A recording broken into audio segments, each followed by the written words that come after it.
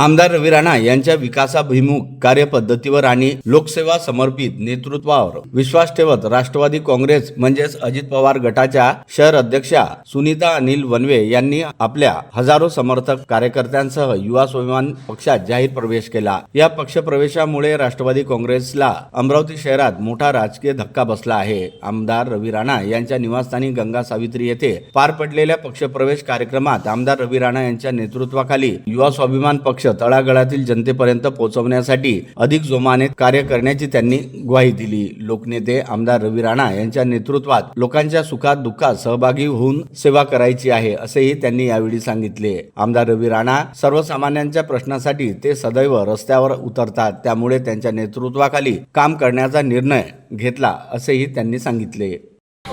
Anil one way ज्या माजी सैनिकांच्या परिवारामध्ये आहे, अनेक वर्षापासून राष्ट्रवादी काँग्रेसमध्ये काम करत होत्या। राष्ट्रवादी काँग्रेसच्या शहर अध्यक्ष या पदावर सुद्धा ते आहेत आणि आज त्यांनी युवासेना पार्टीचं काम बघून या ठिकाणी युवासेना पार्टीमध्ये सुनीताताई वनवे या प्रवेश करत आहे आणि त्यांचं युवासेना पार्टीमध्ये मनापासून आपलं सगळ्या या ठिकाणी त्यांचं अभिनंदन आहे। तर याच्यासोबत मोठ्या प्रमाणात असंख्य कार्यकर्ते सुद्धा सुनीताताई वनवे यांच्यासोबत युवासेना पार्टीमध्ये प्रवेश केलेला आहे आणि त्यांना पुढच्या वाटचालीसाठी मनापासून शुभेच्छा आहे।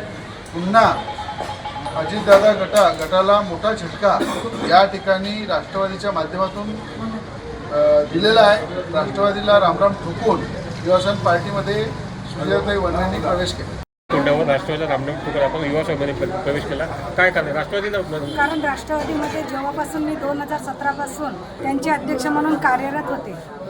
कारण मला राष्ट्रवादीमध्ये काही नेते जे वरचे नेते आहेत त्यांच्याबाबत मी काही बोलू शकणार नाही, पण खालचे सांगते जे आमच्या खालच्या लेवलला होते इथले काही नेते या लोकांचं मला म्हणणं काहीच पटलेलं नाही आहे। त्याच्यामुळे मी त्या पार्टीला आज रामराम ठोकून युवा स्वाभिमान पार्टीमध्ये प्रवेश करत आहे आणि युवा स्वाभिमान पार्टीसोबत नेहमीच राहील एवढीच विनंती। राष्ट्रवादी आपली उमेदवारी नाकारली म्हणून हा प्रवेश आहे।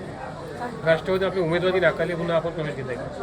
नाही, असं नाही आहे।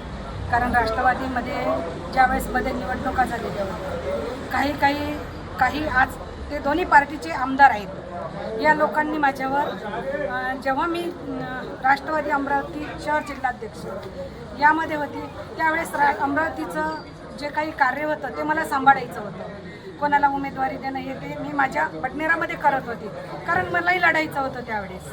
नंतर आपलं निवडणूक बंदच झालं आणि त्यांनी येऊन बाकीच्या लोकांकडे गेले। आज ते काही उमेदवार नाही आहेत, त्यांच्याकडे जाऊन सांगितलं की तुम्हाला उभं राहायचं आहे। त्यांचे लोक त्यांनी पाठविले, तुम्हाला उमेदवार म्हणून उभं राहायचा, मी तुम्हाला हे देईन।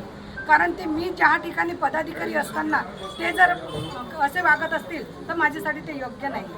पद्धतीने युवासेना पार्टीचं काम सुरू आहे आणि पूर्ण ग्राउंड लेवलवर आमचा कार्यकर्ता जो काम करते ते बघून खऱ्या अर्थानं युवासेना पार्टीला जनतेतर्फे मोठ्या प्रमाणात समर्थन मिळत आहे। युवासेना पक्षाचे उमेदवार मोठ्या प्रमाणात निवडून येणार आहे, महायुतीचे उमेदवार निवडून येणार आहे आणि राष्ट्रवादी काँग्रेसच्या अजितदादा गटाच्या सुनीता वनवे ज्या अनेक वर्षापासून शहर अध्यक्षपदावर काम करत होत्या, आज त्यांनी पूर्ण हजारो कार्यकर्त्यांसोबत युवासेना पार्टीमध्ये प्रवेश केलेला आहे। सुनीता वनवे ह्या राष्ट्रवादीच्या शहर अध्यक्ष म्हणून अनेक वर्षापासून त्या पदावर काम करत असताना त्यांना जो न्याय मिळाला नाही, तो न्याय युवासेना पार्टी देईल।